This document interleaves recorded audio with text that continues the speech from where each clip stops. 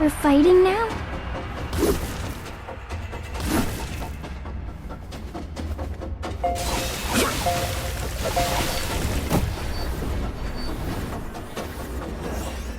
How annoying.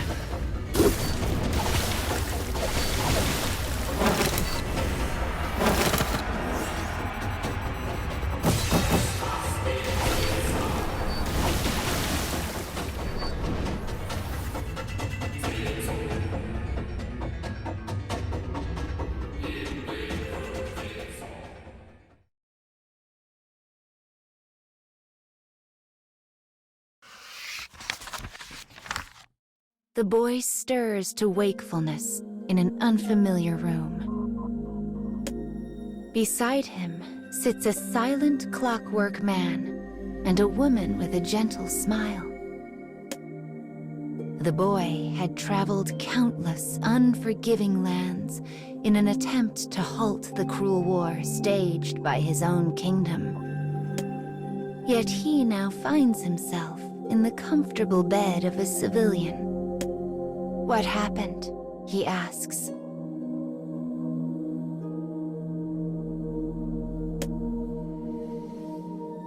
The man apologizes for acting on his own discretion. He explains how the woman came to their aid when the boy fell victim to a mighty seizure. As the boy begins to thank his rescuer, he silently curses the inadequacy of his frail and sickly body. But irony rules the day, and he launches into a coughing fit before he can finish speaking. The woman gently lowers the hacking boy back onto the bed. Sleep comes to claim him once more. Perhaps this is because illness has worn him to the bone, or perhaps it is due to the radiant warmth of her hands. As he drifts away, he takes a moment to appreciate the brief moment of respite.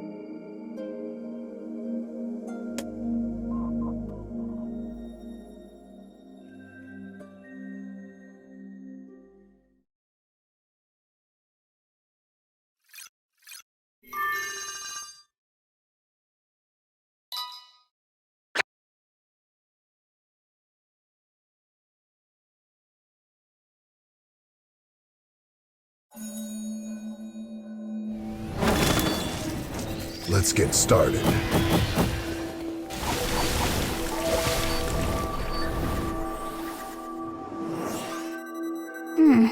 I hope we can do this.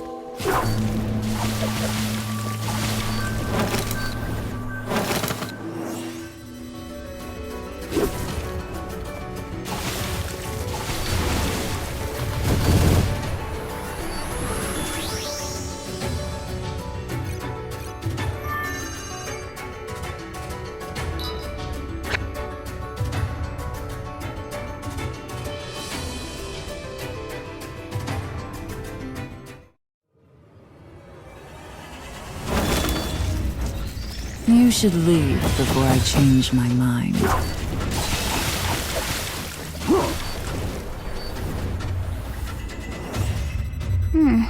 I hope we can do this.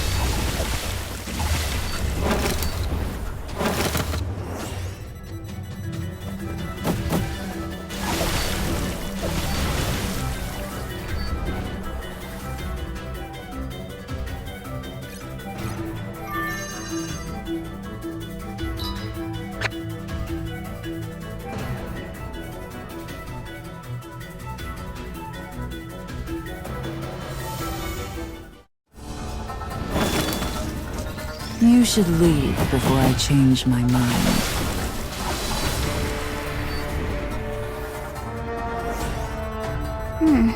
I hope we can do this.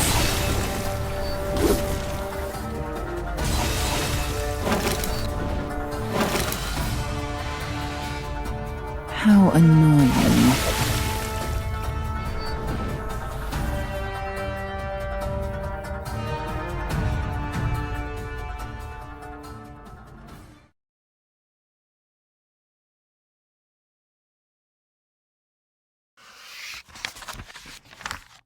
Several days have passed since the boy began his treatment in the woman's humble abode.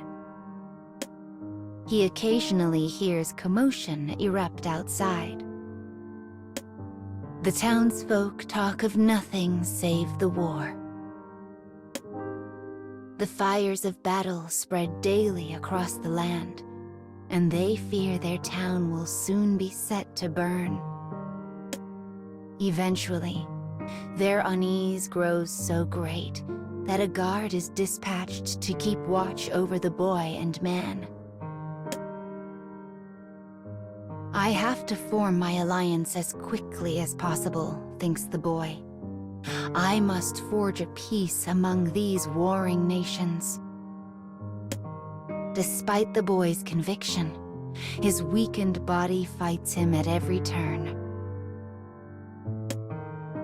Instead of helping the people, he finds himself increasingly reliant on their aid. The pain of his fever and cough is soon joined by the endless throb of a guilty conscience.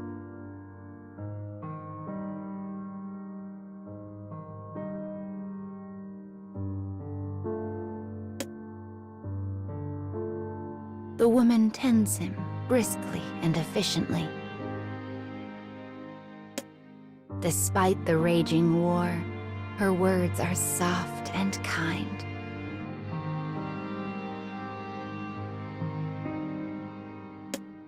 Despite her abject poverty, her food is warm and hearty.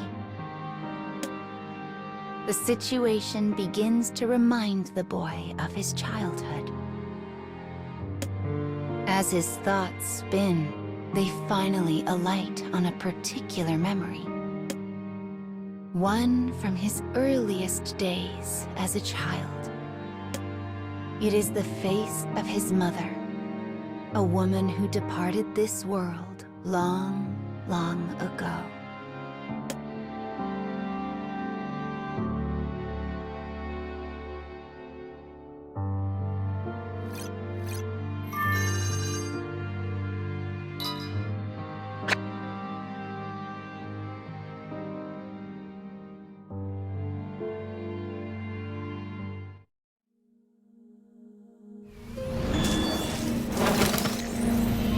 Let's get started.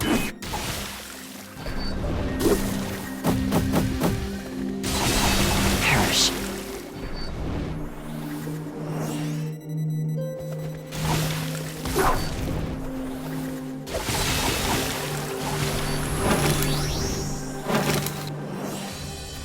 How annoying.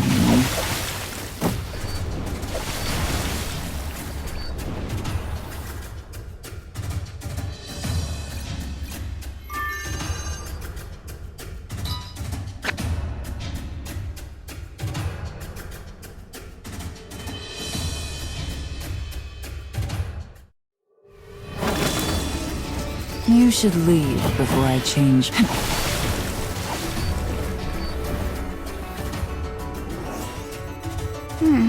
I hope we can do this.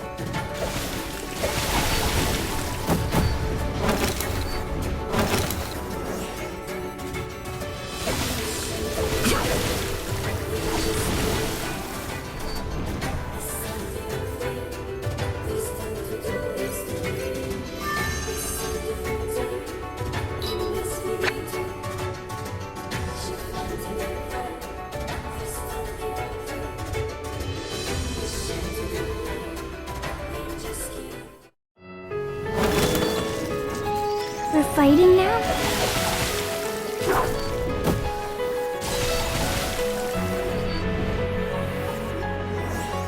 How annoying.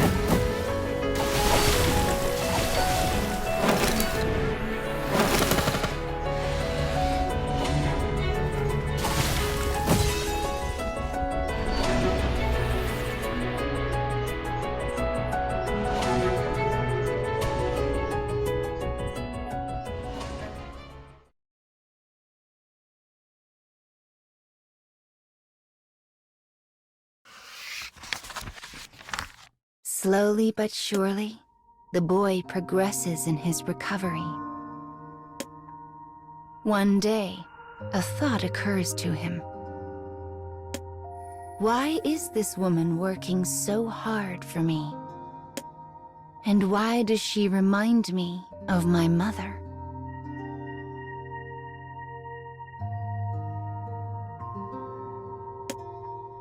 The boy asks his clockwork companion if he knows anything of her circumstances. The man nods and reaches for a nearby picture frame that is turned face down.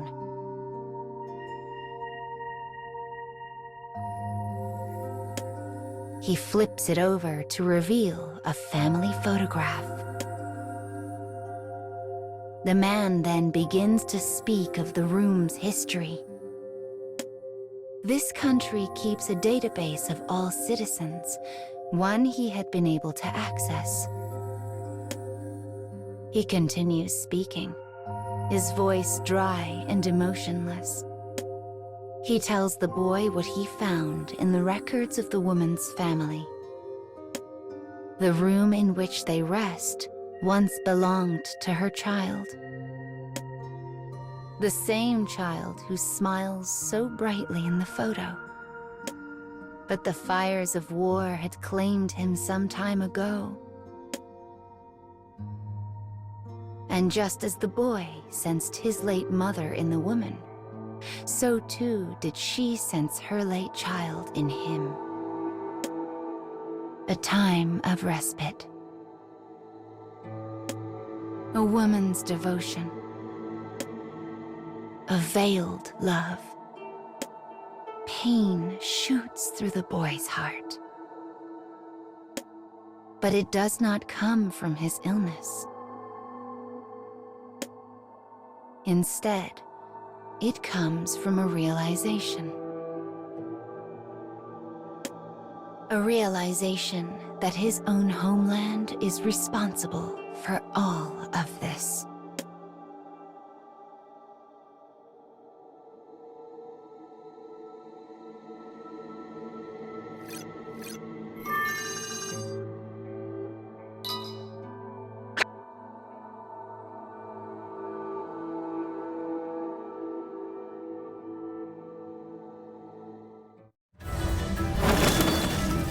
You should leave before I change my mind.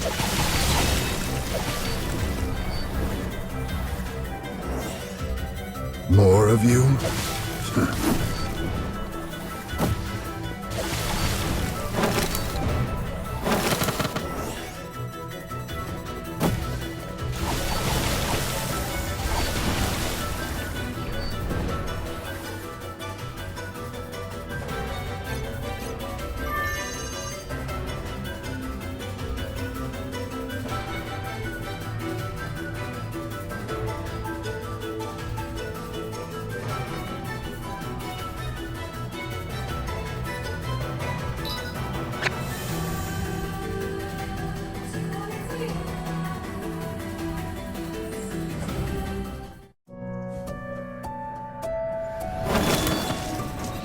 We're fighting now?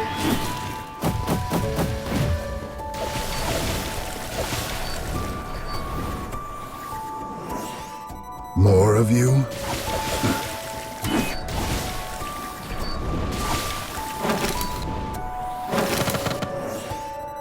How annoying.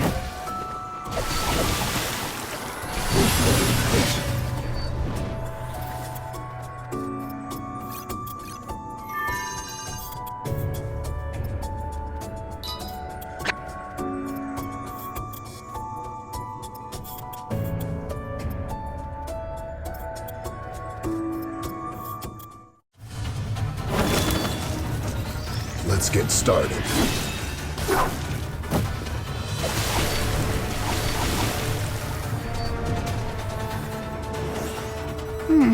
I hope we can do this.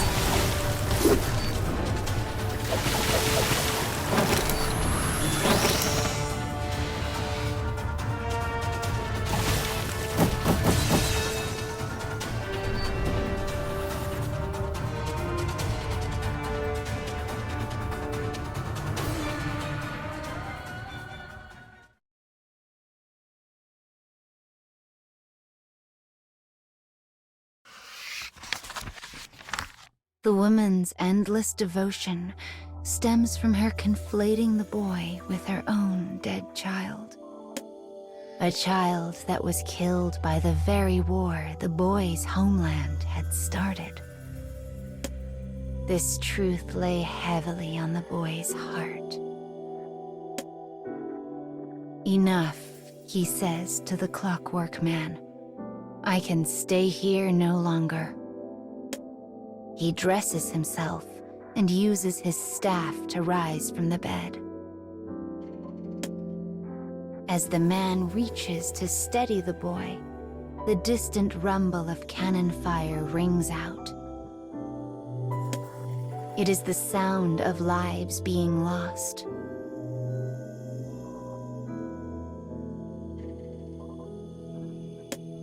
The familiar footsteps of tragedy march ever closer.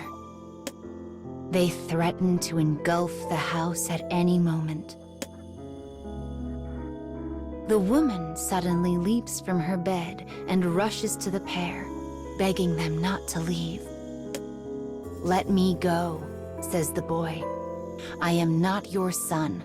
I am from the kingdom, and royal blood flows in my veins.